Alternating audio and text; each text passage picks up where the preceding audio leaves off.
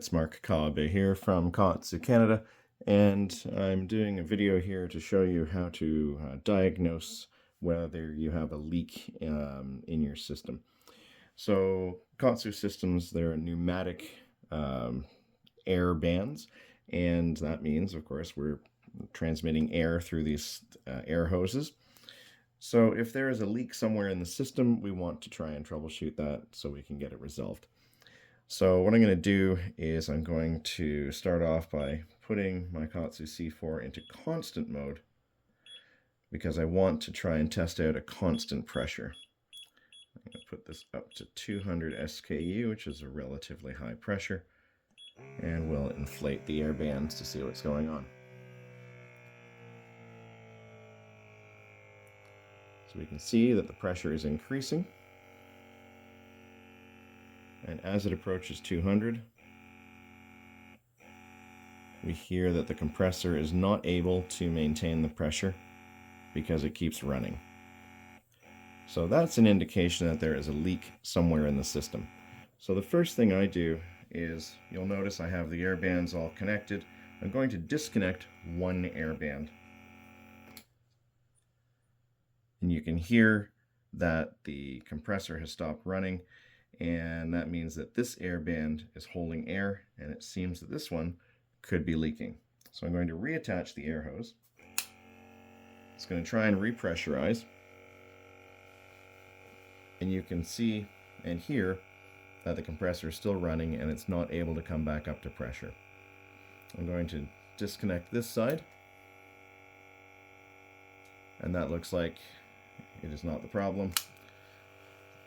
The problem looks to be with this air band here. So I'll disconnect again, and you can hear clearly that this air band is holding pressure.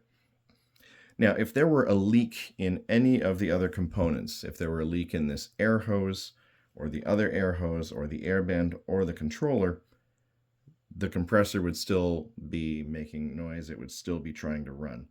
But the pressure is being held pretty well here. So it looks like the problem is with this particular air band. So I'm going to stop this for a moment. Now, air bands can leak in a couple of different ways. One, there can be a leak at the junction of the stem and the internal bladder.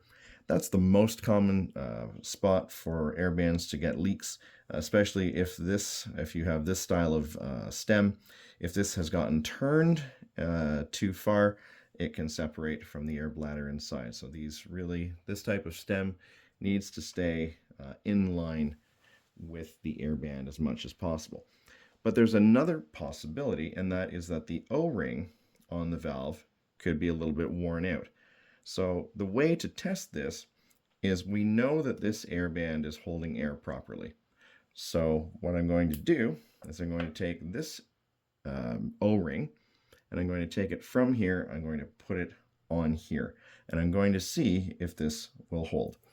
So to replace the O-ring or take the O-ring off, you just need a small eyeglasses screwdriver.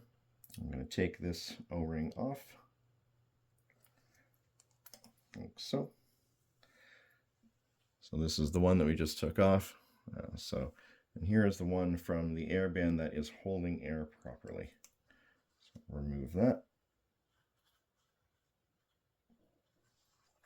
gently.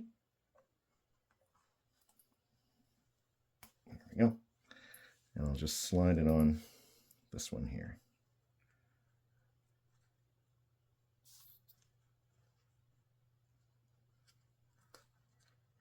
It's a little finicky, but there you go. Okay, so I'm going to reconnect this air hose.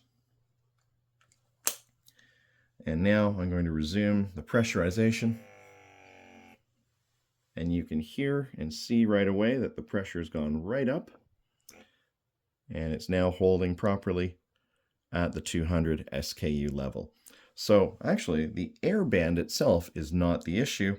It is actually to do with this very small little O-ring. So, okay, so I'm going to take now a new O-ring. I'll just replace it on here. Just on this side.